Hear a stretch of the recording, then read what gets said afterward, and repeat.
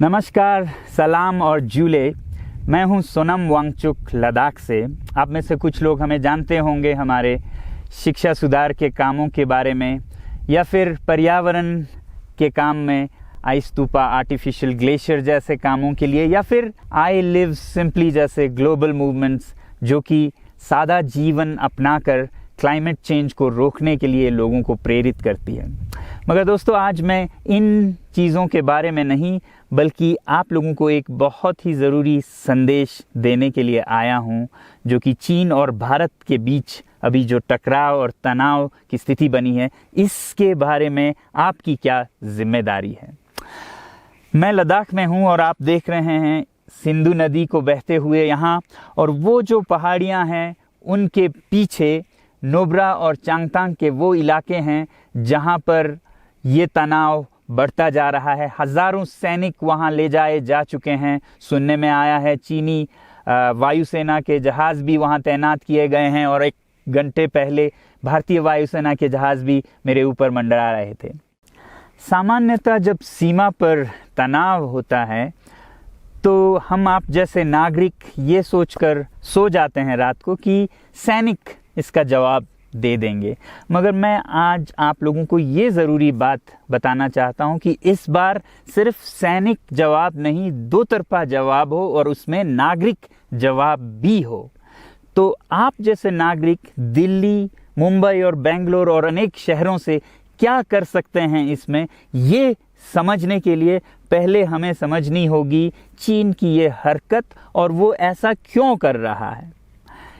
आपने देखा होगा कि ये सिर्फ भारत के साथ नहीं हो रहा है, बल्कि पिछले कई हफ्तों से चीन ये दक्षिण चीनी सागर में वियतनाम, ताइवान और अब हांगकांग के साथ भी छेड़खानी कर रहा है। और मेरा ये विश्लेषण है कि वो ये सब किसी देश के साथ दुश्मनी के वजह से ज़्यादा अपने अंदर की समस्याओं को सुलझाने के लिए कर रहा है।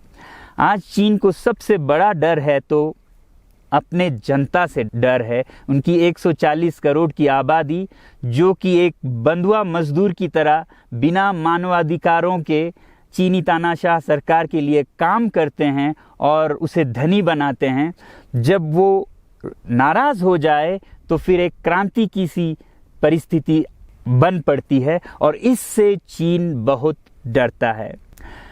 आज कोरोना के प्रकोप के बाद चीन में फैक्ट्रियां बंद हैं, एक्सपोर्ट्स बंद हैं और बेरोज़गारी 20% तक बढ़ चुकी है। लोग बहुत नाराज़ हैं, क्रांति हो सकती है, तख्ता पलट हो सकता है। इसीलिए चीन पड़ोसियों से दुश्मनी करके अपनी जनता को अपने साथ जोड़ने में लगा हुआ है, और ये पहली बार नहीं कर रहा है। 1962 में जब भारत के साथ जंग की तो वो जंग भी उसने अपने जनता को संभालने के लिए की थी। तब 4 साल का अकाल और भूखमरी हुई थी, और इससे ध्यान हटाने के लिए ये जंग की थी। चीन के लिए अपनी जीडीपी और जो खुशहाली है उसे बढ़ाते रहना बहुत ही ज़रूरी है, और जिस दिन जीडीपी घट जाए वहाँ की जनता क्रांति के लिए तैयार है।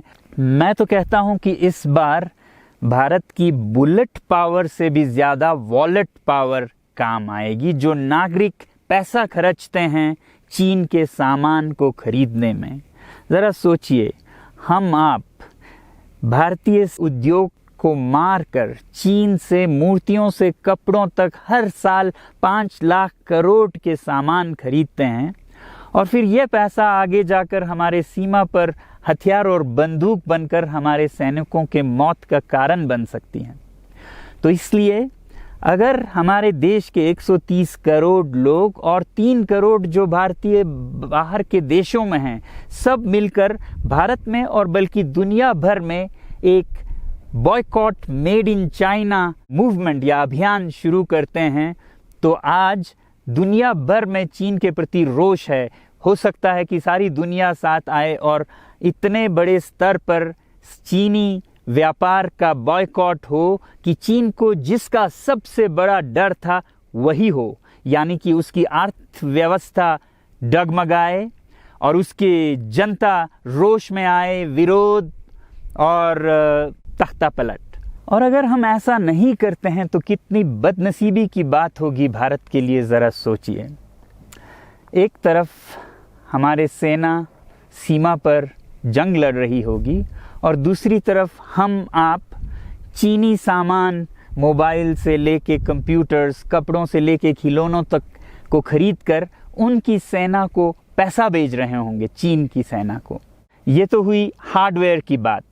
दूसरी तरफ हमारी युवा चीनी सॉफ्टवेयर, एप्स, गेम्स जैसे टिकटॉक, शेयरिट, इन सब में मस्त, उन्हें दूसरी तरफ से करोड़ों करोड़ों का पैसा भेज रहे होंगे।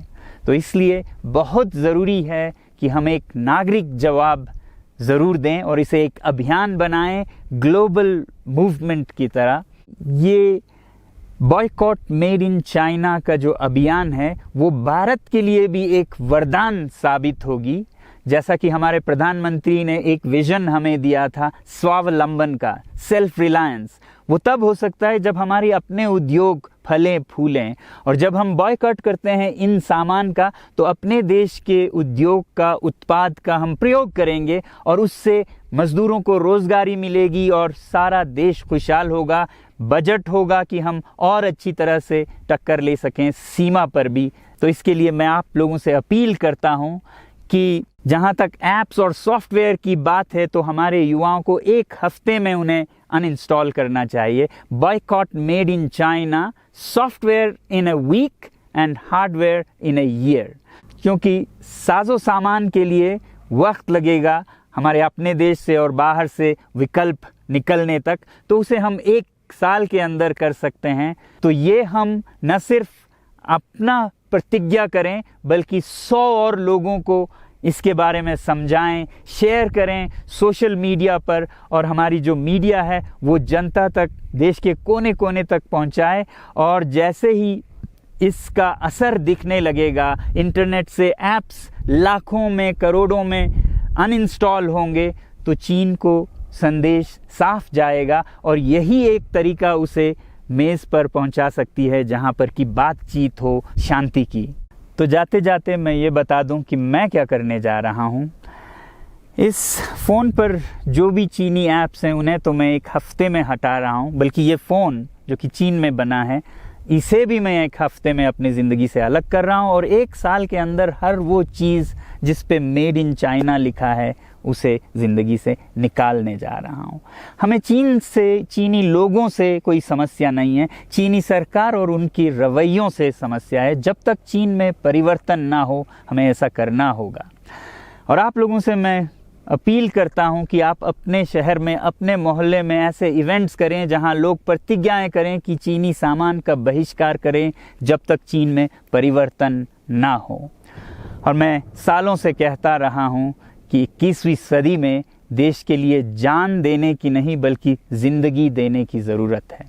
लद्दाख में बढ़ते हुए ये देश के लिए जान देने का कारोबार बहुत देखा, और जहां एक तरफ मैं सलाम करता हूं उन लोगों के लिए, उन लोगों को जिन्होंने देश के लिए जान दिया, मगर इस 21वीं सदी में मेरा ख्याल है कि देश के लिए जान देने की नहीं, ज़िंदगी देने की ज़रूरत है।